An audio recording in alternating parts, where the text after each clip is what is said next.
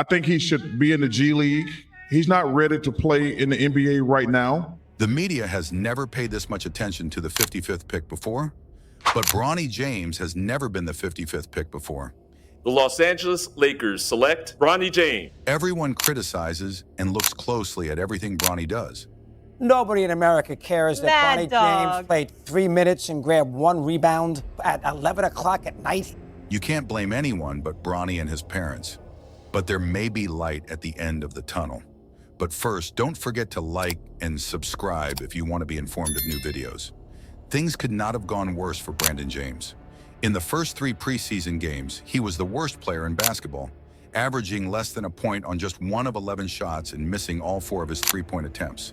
His playmaking was also at an all-time low, as he turned the ball over 5 times and only gave 1 assist. Most of these turnovers happened against the Bucks, when he went 0 for 4 from the field and did not get a rebound, assist, block, or steal. In just 13 minutes of play, he turned the ball over 4 times. It's no surprise that the Lakers have been terrible when Bronny is on the court. They've been beaten by 40 points in 36 minutes with him on the court, which is the worst plus/minus of the 494 NBA players who have played in the preseason so far. When things got so bad, former Lakers players like DeMarcus Cousins started to doubt the Lakers' seriousness by hiring Bronny. As for the Lakers actually competing, I don't know. I see that as a sign that they aren't really serious, given how their season ended last year. With all the high expectations, I thought they would do more to make moves. They had a lot of concerns last year that I don't think were really addressed. This is a big year for the team. They just hired a new coach, and their 2 stars are coming off of their healthiest season yet. But they are clearly getting older and slowing down. Their window for success is closing quickly, but instead of trying to make the most of what's left, it looks like they will be taking a quick break to let LeBron have his moment with his son.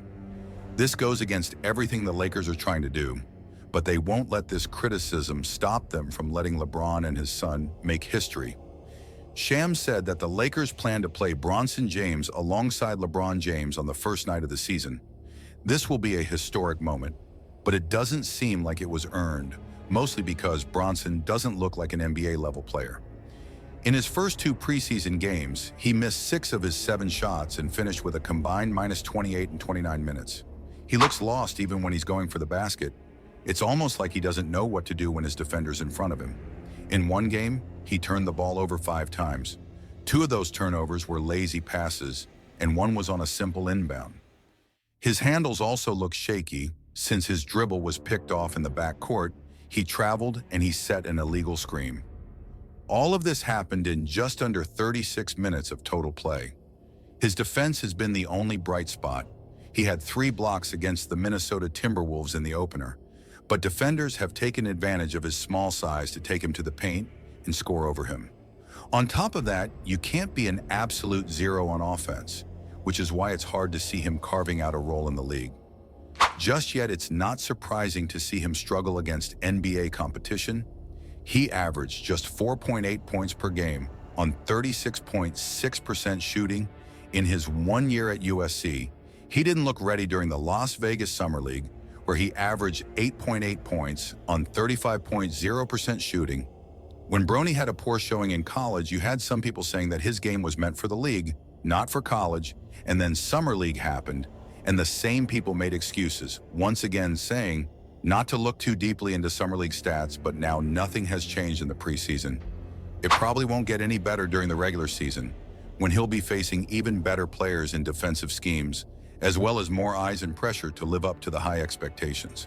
This is starting to look like a pattern, and those who think Bronny should have stayed in college for another year are being proven right. He compared himself to guards like Derek White, Drew Holiday, and Davin Mitchell. Those are good examples, and you'd want him to be a 3-and-D player who can also make secondary plays.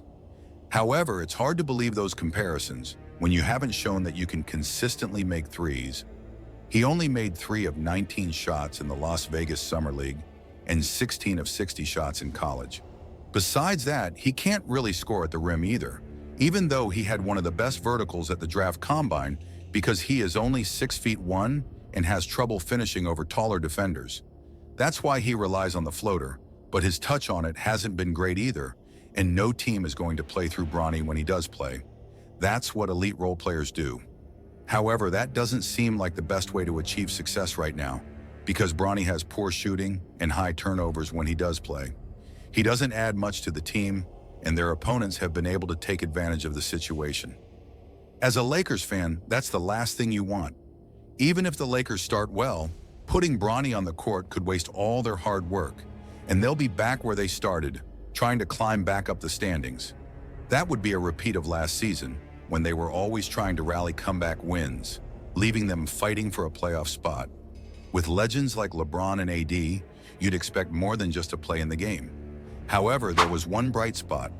Bronny played well against the Warriors. He started the game and finished with 17 points on 7 of 17 shooting, 4 rebounds, 3 steals, and 1 block in 35 minutes. Prior to this, he had only scored 8 points in total. Lakers coach JJ Redick said it was another step in his development. Quote, "I think for him and all our younger players, all the moments are building blocks.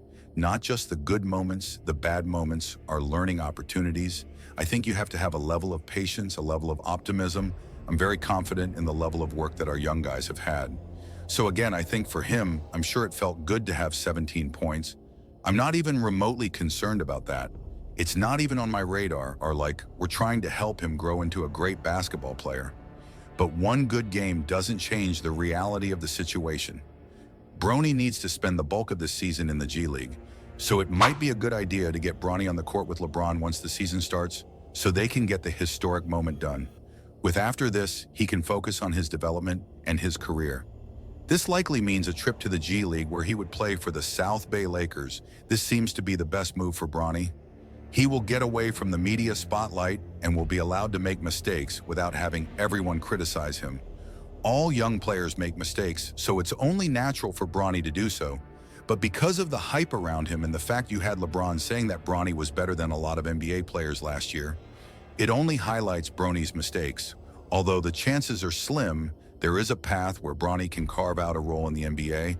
However, for that to happen, he really needs to improve his shooting. Although he can defend well and put pressure on other players, he is far too little to truly be a defensive stopper, especially when the guard position is the most offensively skilled position in the game. So he needs to pair that defensive tenacity with a consistent jumper that's not out of the realm of possibility, but from what we've seen so far, it's not looking good. Thanks for watching. If you enjoyed this video, slam that like button and share your thoughts in the comments. Who do you think deserves the spotlight next? Don't forget to subscribe and hit the notification bell to stay updated on all things NBA. See you next time on the court.